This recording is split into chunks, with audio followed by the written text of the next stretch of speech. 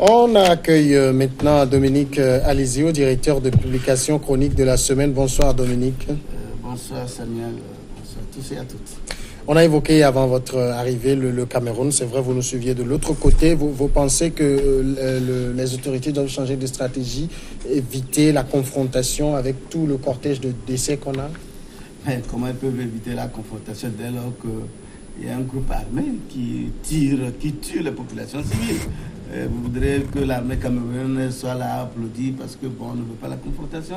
La confrontation est créée par ces séparatistes armés qui auraient dû plutôt abandonner les armes et discuter, aller sur la table de discussion ou bien créer des situations où ils peuvent s'asseoir et discuter, voir ce qu'ils peuvent. C'est à eux de faire le pas ou les autorités? Oui, mais c'est eux qui sont contestataires. Il est vrai que les autorités ont peut-être posé des actes qui n'apprécient pas, notamment ils disent qu'on veut franconiser leur zone, alors qu'ils veulent demeurer toujours anglophones. Bon, je ne crois pas que... Tu sais, moi je dis au-delà de tous les gens, ont toujours cette velléité de prendre le devant des choses et de diriger, se remplir les poches, et puis c'est tout. Ou bien se faire voir. Moi je dis, et pour ça, ils sont prêts à sacrifier des gens, par exemple ces jeunes qui poussent à prendre les armes contre l'État camerounais. Mais voilà des vaillants jeunes qui auraient pu faire autre chose pour contribuer au développement. Mais l'État camerounais, mais malheureusement, aussi se remplit les poches. Hein? Non, je ne refuse pas. C'est pourquoi je dis, ceux qui ont pris des armes, ils font comme si ils veulent le bonheur du peuple, ou bien ils veulent le bien-être de ces populations. Mais ils auront cette portion du territoire qu'ils ne feront rien. Ils vont s'enrichir et puis le reste, attends, vous voyez ce qui se passe en Afrique du Sud, non? Les gens sont venus pour dire que nous sommes là, c'est pour sauver nos frères africains. Qu'est-ce qu'ils font? Ils se remplissent abondamment les poches. Ou bien vous ne suivez pas la guerre. Il y a que Mandela seul qui a, ou peut-être Tabombe, qui met autour de lui, de tous ses collaborateurs. Voilà, non, c'est une triste réalité. Maintenant, je voudrais dire à mon ami pasteur aussi qu'il a dit tantôt que la CEDEAO ou bien ces organisations, quand ils viennent, c'est pour soutenir les régimes en place, c'est faux. Sinon, ils auraient pu soutenir Yaya Jammeh en Gambie. Ça, c'est une illustration réelle et vivante. Sinon, ils auraient pu dire à Yaya Jammeh, ben bon, comme tu as dit maintenant que tu as gagné, reste. Ah non, ils ont dit de partir parce qu'il a gagné. Voilà, il ne faut pas jeter de l'opprobre sur ces organisations. Il faut un travail, surtout la CEDEAO, sur le plan politique, intervient dans la résolution des crises. Et bon, dans les autres zones, la CEAC n'est pas tellement engagée dans... Par contre, la CEDEAO est très très avancée dans la résolution des crises. D'accord. On va passer maintenant à Madagascar. On va parler de la présidentielle. Je le disais, des candidats jettent le discrédit sur les résultats. Le candidat à la présidentielle malgache Andra Joeline, en tête de la course selon des résultats partiels du scrutin du 7 novembre, a dénoncé le manque de transparence de la commission électorale qui compile les résultats et qui a déjà été vivement critiqué par deux autres candidats.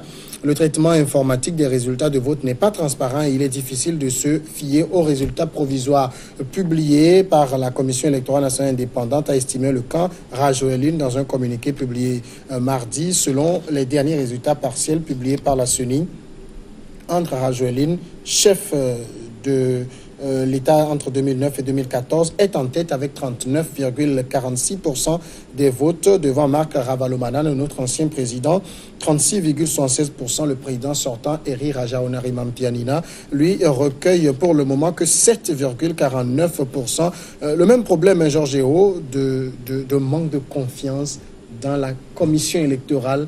Nous ne sommes pas au Togo, nous sommes à Madagascar. Exactement. C'est au fait, quand vous analysez un peu la condition, le code électoral au niveau de Madagascar, c'est qu'il faut avoir au moins 50%. Et sinon, on passe au second tour. C'est comme ça dans pratiquement tous les pays. Et donc, quand vous voyez, c'est les anciens présidents, les anciens dirigeants de ce pays qui se représentent encore en série et qui critiquent. C'est ce qui se passe au Madagascar. Mais ce que moi je dis par rapport à votre question, c'est que le Madagascar doit donner la chance à à la CENI de finir la programmation parce que je crois qu'ils sont jusqu'à 68% des résultats, de terminer et d'amener les preuves. Les preuves, parce qu'ils ont posé le problème, ils ont posé les insuffisances, mais ils n'ont pas amené les preuves. Et je sais que la CENI ou bien leur constitution doit prévoir les manières de contester les élections. Bon, dans toutes les constitutions, il y a ça, mais généralement, personne ne respecte cette... Mais ils n'ont qu'à le faire d'abord. C'est la jurisprudence aussi. Ils n'ont qu'à le faire. Quand ils vont le faire, et que peut-être les contestations ne sont pas prises en compte, on avisera. Mais s'ils se disent qu'il y a d'irrégularités, alors que vous n'apportez pas de preuves, tout le monde peut se lever pour dire qu'il y a irrégularité. Mais il faut prouver qu'il y a réellement irrégularité. Pasteur Edo, est-ce que finalement les commissions électorales ne sont pas incomprises? Parce que là, nous sommes à Madagascar, près de 25 000 bureaux de vote, un pays gigantesque. Certains PV doivent venir par la route. On connaît l'état des routes. Et tout le monde regarde la commission et dit ils font pas un travail transparent. Oui, c'est vrai qu'en Afrique, dans la plupart des pays africains, le problème, l'organisation des élections ne pose pas de problème, c'est la transmission des résultats, la compilation des résultats, le transport et la compilation des dépouillement. C'est ça qui pose de problème parce que on estime que nous n'avons pas des moyens pour le faire comme dans les autres pays où le même jour, au Brésil tout dernièrement, le Brésil plus grand, le même jour nous avons les résultats. Et un peu partout dans les pays développés, c'est le même jour que nous avons les résultats. Mais nous en Afrique, il faut transporter les urnes, soit par sur vélo, soit par des motos, des fois même on porte même à pied même, c'est à pied on porte les. Donc là, toutes les possibilités d'irrégularité sont possibles, sont possibles. Donc au Madagascar, Madagascar est une grande île qui est vaste. Je crois que les transports, les moyens, les infrastructures routières ne sont pas accessibles. Donc, ce qui fait que la commission a beaucoup de temps. Et justement, je crois que que ce soit le code électoral a prévu ils ont jusqu'au 28 novembre pour donner les résultats. Si tel est le cas, ils ont accepté tout cela. Les candidats ont tous accepté. Savent que la commission a une période donnée avant de prendre les résultats. Il faut plutôt donner la chance à cette commission-là. Moi, selon moi, qui fait déjà un bon boulot. Puisque il n'est pas facile pour les commissions électorales de laisser le président sortant sur le carreau parce qu'il est en train d'avoir 7%. Donc ce qui veut dire que ceux qui vont se démarquer, c'est les deux protagonistes, les deux niveaux. Marc Ravana et André Adolina. L'autre qui avait inversé. Ça serait une très bonne compétition, un très bon combat électoral. Donc j'avoue quand même que Madagascar a toujours la chance d'être une démocratie, pas parfaite, mais une démocratie avancée. Parce que quand on voit la Constitution, il va falloir que le président sortant démissionne en faveur du candidat, du président du Sénat, c'est ça, pour se représenter. Là, c'est très bon. C'est bon, on aurait souhaité qu'ailleurs, que ça fasse jury président, même si cela a aussi des conséquences.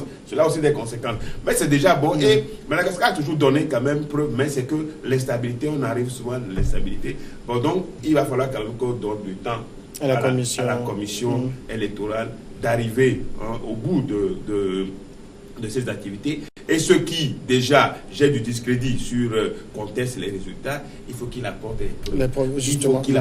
Et le contentieux électoral prévoit d'autres mécanismes pour pouvoir... Dominique, c'est aussi ça. Hein. On a même écouté le chef des observateurs de l'Union européenne qui a reproché à des candidats qui dénoncent des irrégularités sur la base de mensonges.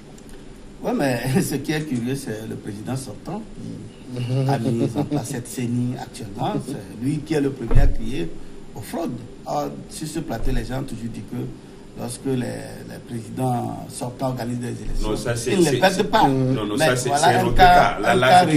Ce qui se passe là-bas est différent de ce qui peut se passer ailleurs. Mais attends, est-ce que je t'avais laissé parler? J'ai l'impression Donc, je disais tantôt qu'aujourd'hui, moi je crois que les choses avancent. La CENI vraiment joue sa partition et publie des résultats qui arrivent à son niveau. Au fait, c'est par manque de confiance que la CENI attend que les bulletins et les PV arrivent pour qu'on les recompte avant de procéder à la PV. Et je pense que c'est la meilleure manière. Peut-être s'ils prenaient le risque de prendre les SMS ou le coup de téléphone pour voir. Au fait, les candidats, naturellement, doivent connaître le score et tous.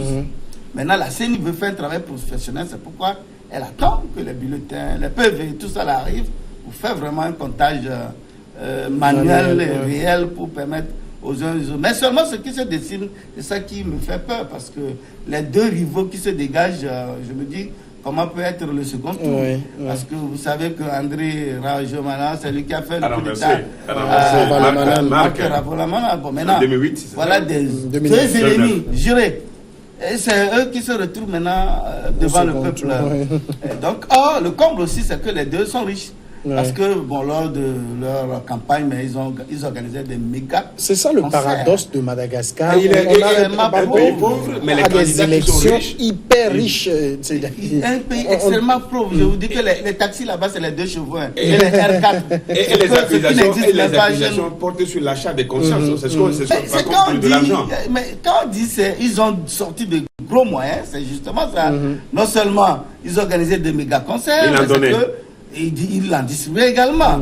Et vous savez, la pauvreté étant très ambiante là-bas, ça passe. Maintenant, quand les deux vont se présenter au second tour, qu'est-ce qui peut se passer? Parce que n'oublions pas que André Rajoma est soutenu par l'armée. C'est eux là, c'est l'armée qui avait fait le putsch pour le mettre devant à la tête du pays. Bon, maintenant l'autre, lui aussi compte sur une partie de l'armée. Une partie de l'armée, non. Est-ce qu'une partie, ou bien il compte sur aussi ses partisans. Bon, maintenant, que peut se passer au lendemain de ce second tour? Est-ce qu'ils peuvent accepter ces deux? Est-ce que, mais seulement, moi je dis, c'est pas parce que le président a démissionné 6 mois avant, 60 jours avant, que la démocratie, elle est pas. Non, c'est un exemple. Non, mais tu as fait croire que c'est ça. Non, c'est un exemple. En Europe, là, quel président démissionne avant la démission? Mais quand même. Non, mais oui, mais c'est ça. C'est la démocratie malgache. Non, c'est pas le débat aujourd'hui. Ça, c'est du folklore. C'est pas le débat, s'il vous plaît. Mais c'est pas le débat aujourd'hui. C'est bon pour les malgaches. Oui, mais moi, je te dis que ça, c'est du folklore. C'est pas le débat.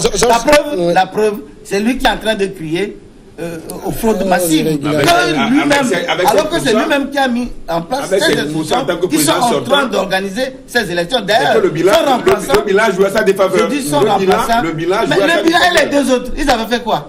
Le bilan jouait à sa défaveur. C'est lui qui a été au pouvoir. C'est ce que les malgaches voient par rapport à ce qui s'est passé par rapport à D'accord, s'il vous plaît, on va calmer les choses. On va calmer les choses.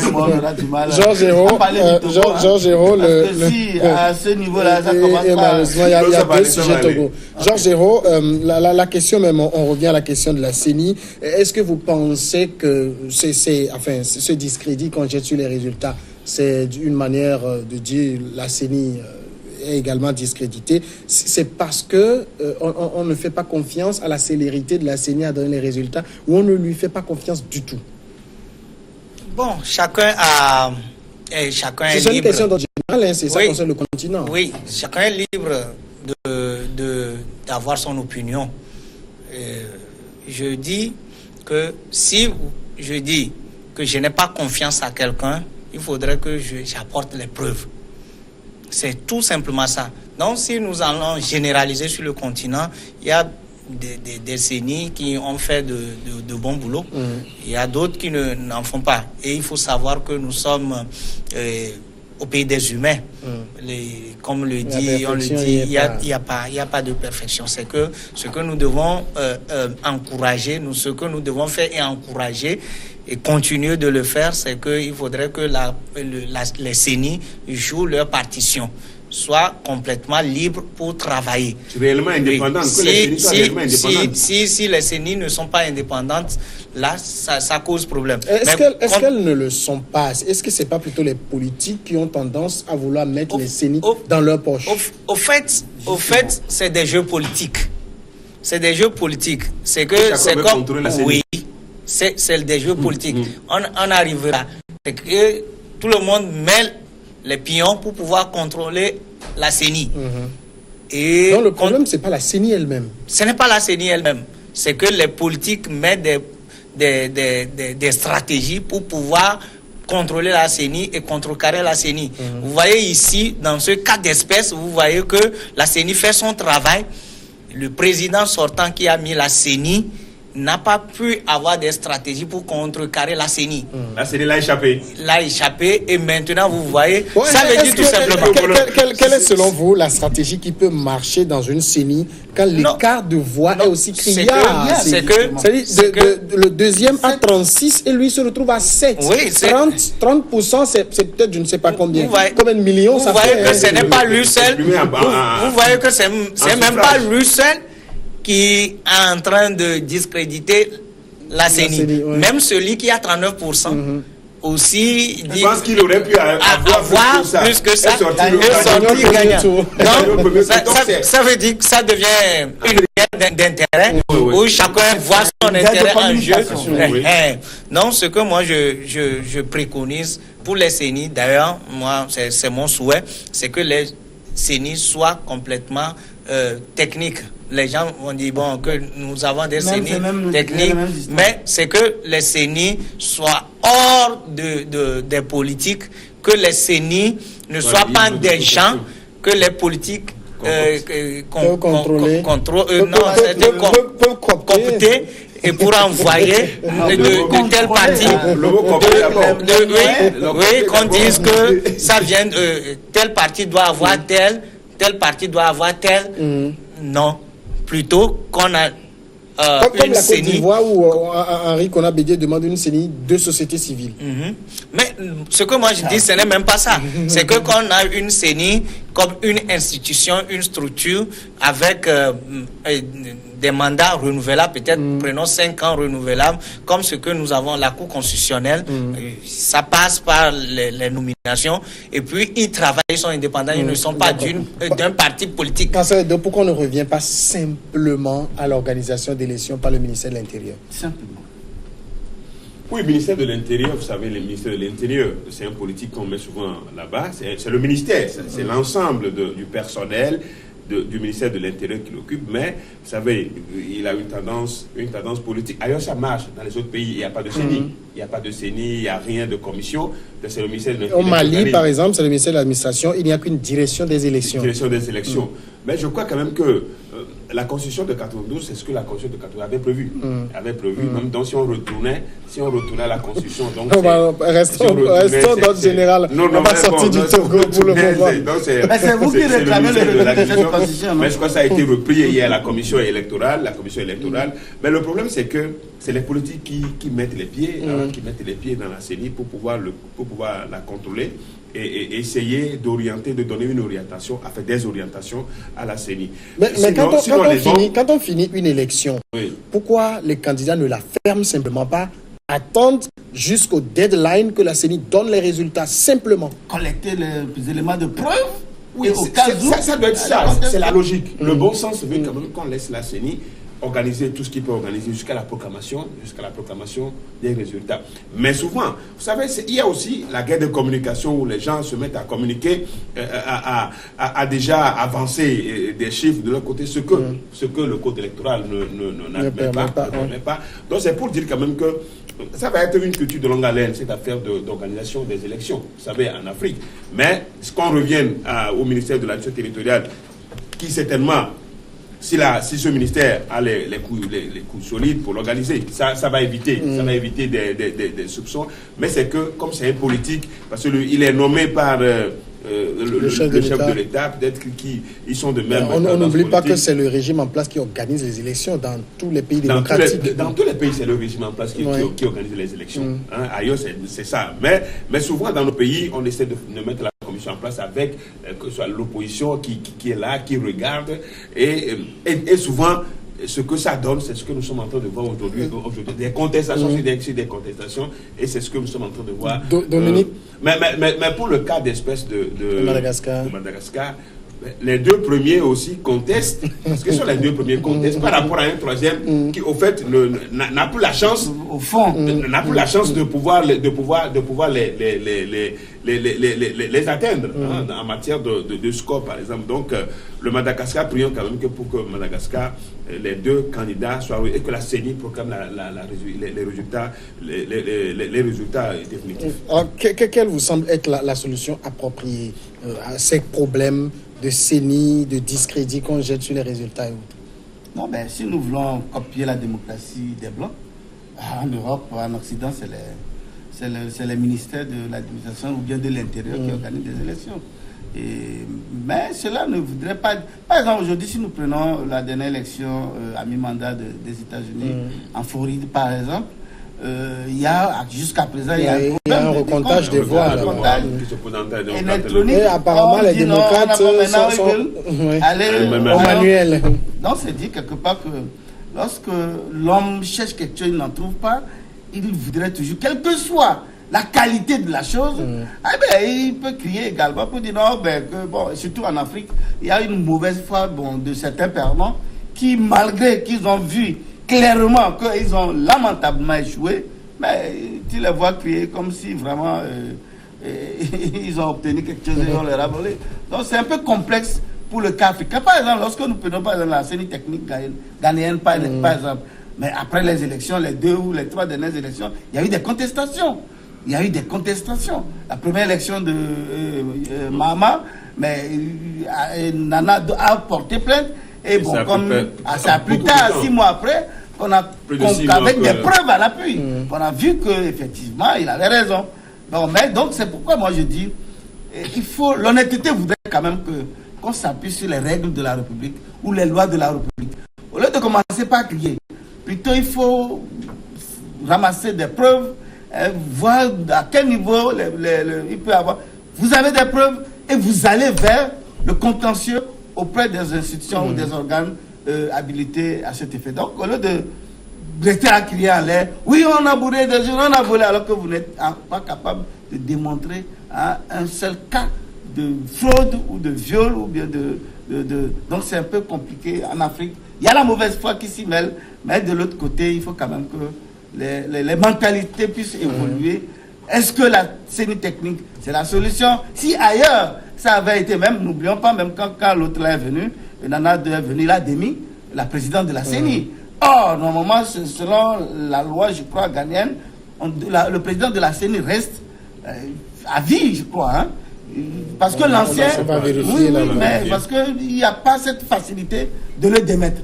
Et ce qui fait qu'on fait de lui une institution permanente qui est là exclusivement pour les élections. Et donc ça éviterait qu'il puisse favoriser tel parti ou l'autre parti. Mais Nana est venu, il s'est débarrassé de la présidence parce que je crois que le président était décédé, je crois, et que Mahama a nommé celle-là. Beaucoup certains médias ont laissé croire que c'est sa copine. Bon, mais ça va, puisque en matière de communication, de politique, tous les coups sont bas et sont récurrents. Alors, d'accord. Jean Géraud, finalement... Là, donc, personnellement, il n'y a pas une solution figée. Sauf que si les gens peuvent avoir confiance à l'administration, oui, justement. On confie la gestion à l'administration qui a à son sein une structure des techniciens au fur et à mesure que nous évoluons en Afrique, on finit par trouver la formule, on finit par trouver la formule. Mais au fur et à mesure que la mauvaise foi aussi va s'y mêler, la mauvaise foi, elle est partout. Georges, est-ce que le problème qu'il faut régler, c'est pas déjà la crise de confiance entre acteurs politiques? Il y a aussi la crise de confiance, mais il y a aussi ce que j'ai dit. Il y a aussi, vous savez, il n'y a pas quand nous disons qu'il y a des gens qui veulent travailler honnêtement, mais il y a des gens aussi qui empêchent certains de travailler honnêtement. Donc nous avons en face de nous ces 2 critères. Dans ton honnêteté, quelqu'un débat avec 2 valises plein d'argent. Peut-être. Ton honnêteté change de camp. Peut-être. Ça, c'est peut-être. Donc, il peut donner un exemple comme ça. Mais ce que moi je dis, c'est que vous savez que il a donné un exemple du Ghana. Et quelqu'un est venu et selon ce qu'il a cité, c'est que le président ne doit pas démettre de ses fonctions. Mais il l'a fait. parce que peut-être il aurait entendu que la femme est copine de tel ou tel. Vous voyez, ça bien rapporté. Donc ça veut dire que nous avons ce problème, oui, de confiance, mais nous devons savoir aussi que aussi longtemps que il y a ces commissions, nous ne devons pas travailler pour mettre les bâtons dans les roues de ces institutions. Parce que ce sont des institutions de l'État, c'est des institutions, comme le pasteur l'a dit, au fur et à mesure qu'on tâtonne, on finira par trouver des solutions idoines adaptées à notre continent. On va marquer la pause maintenant et suivre le journal, et puis après on va revenir parler du Togo.